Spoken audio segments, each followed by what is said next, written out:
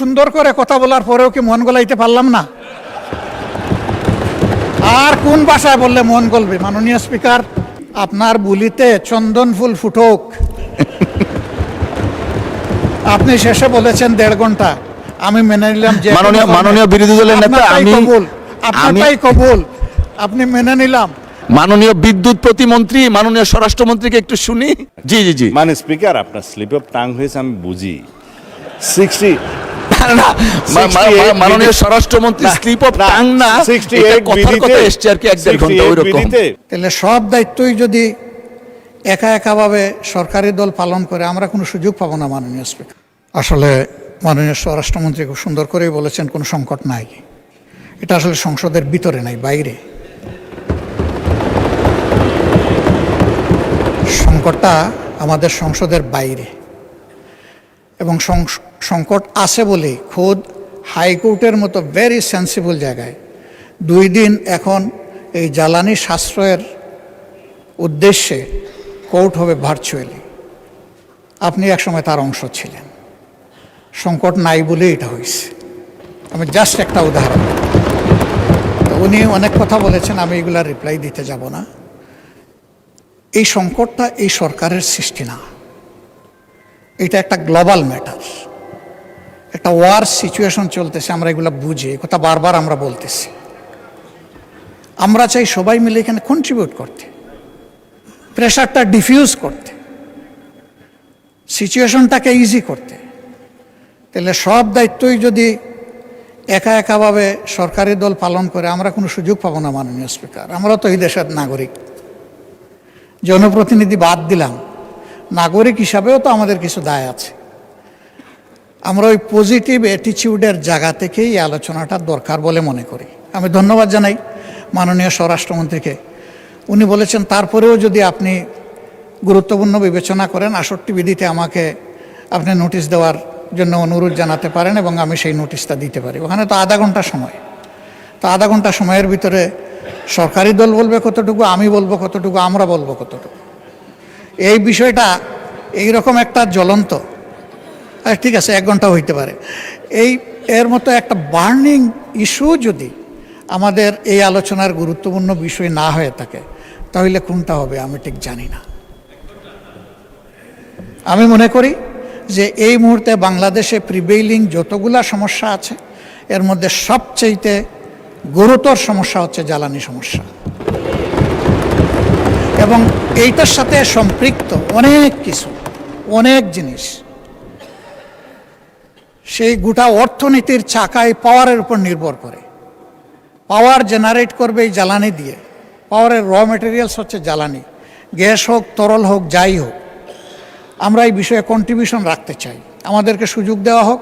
আমি আবার অনুরোধ করব, এটাকে আজকে আপনি ডিসপোজ অফ না করে, আমার বিশেষ অনুরোধ, সংসদ নেতার প্রেজেন্সেই বিষয়টা আলোচনার জন্য আপনি 3 দিন সময়ের মধ্যে ফিক্স আপ করতে পারেন।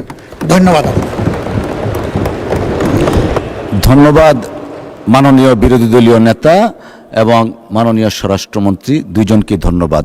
মাননীয় বিরোধী দলীয় নেতা, এখানে পার্টিনেন্ট বিষয় হচ্ছে আলোচনা।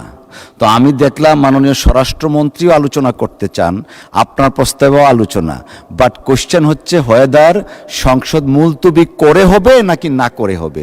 আলোচনা কিন্তু হচ্ছে মুলতবি করা না করা কোনো বিষয় না, আলোচনা হওয়া উচিত কিনা। আর আপনি যেটা বলেছেন, যে কোনো জাতীয় ইস্যুতে treasury bench and opposition should work shoulder two shoulder, এটা এখানে পেয়েছি আমরা।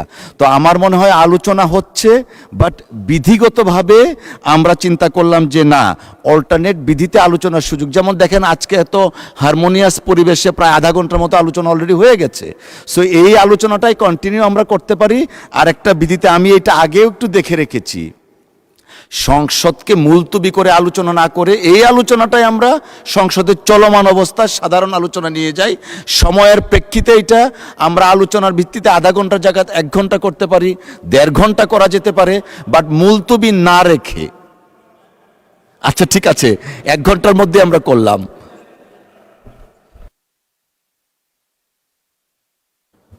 জি, মাননীয় বিরোধী দলীয় নেতা। ফুল ফুটুক। জি, আপনার বুলিতে চন্দন ফুল ফুটুক। আপনি শেষে বলেছেন 1.5 ঘন্টা, আমি মেনে নিলাম যে মাননীয় বিরোধী দলের নেতা, আপনারটাই কবুল, আপনি মেনে নিলাম। মেনে নিয়ে আমরা ইনশাল্লাহ কালকে নোটিশ দিব, আপনি আমাদেরকে সুযোগ করে দিবেন, তবে সংসদ নেতার প্রেজেন্সে আমরা এই আলোচনাটা করতে চাই। ধন্যবাদ আপনাকে। আচ্ছা, মাননীয় বিদ্যুৎ প্রতিমন্ত্রী, মাননীয় স্বরাষ্ট্রমন্ত্রীকে একটু শুনি। জি জি জি। মানে স্পিকার, আপনার স্লিপ অফ টাং হয়েছে আমি বুঝি। 60 মাননীয় স্বরাষ্ট্রমন্ত্রী স্লিপ অফ টাং না, 68 কথার কথা এসছে আর কি, 1.5 ঘন্টা ওইরকম। বিধিতে সংসদের কাজ শেষ হওয়ার 1 ঘন্টা পূর্বে এবং আলোচনাটা 1 ঘন্টার জন্য হবে এরকম বলা আছে। এর পরের সাবসেকশনে আপনি গেলে কোনো সদস্যকে আপনি আহ্বান করবেন এবং সময় নির্ধারণ করবেন, একটু বলা আছে। তা এখন মাননীয় বিরোধী দলীয় নেতা এখন আপনাকে বিধি ভায়োলেট করার জন্য বলতেছে এইরকম বিধি তো বাম। সেই জন্য আপনি 68-এ যদি মাননীয় বিরোধী দলীয় নেতাকে অনুরোধ করেন, উনি নোটিশটা আবার যদি দেন, অবশ্যই এটা মাননীয় সংসদ নেতার উপস্থিতিতে আলোচনা হবে। আমরা তো এগ্রিড, কিন্তু ওই যে বিধি বাম করবেন না 1 ঘন্টাতে। ধন্যবাদ মাননীয় স্বরাষ্ট্রমন্ত্রী বসু। ধন্যবাদ মাননীয় বিরোধী দলীয় নেতা। জি। সুন্দর করে কথা বলার পরেও কি মন গলাইতে পারলাম না? আর কোন ভাষায় বললে মন গলবে মাননীয় স্পিকার? ঠিক আছে, আপনি যেটা সর্বোত্তম মনে করেন সেইটাই আমরা আশা করব। আপনার উপর ভার ছেড়ে দিলাম, তবে আমরা অর্থবহ আলোচনা করতে চাই। ধন্যবাদ আপনাকে। অসংখ্য ধন্যবাদ মাননীয় বিরোধী দলীয় নেতা। আমরা আধা ঘন্টার মতো আলোচনা অলরেডি হয়ে গেছে, আপনি দয়া করে নোটিশটা দেন, আমরা পরবর্তী কার্যকর পদক্ষেপ নিব। না না না, এটা এমনি বললাম আর কি।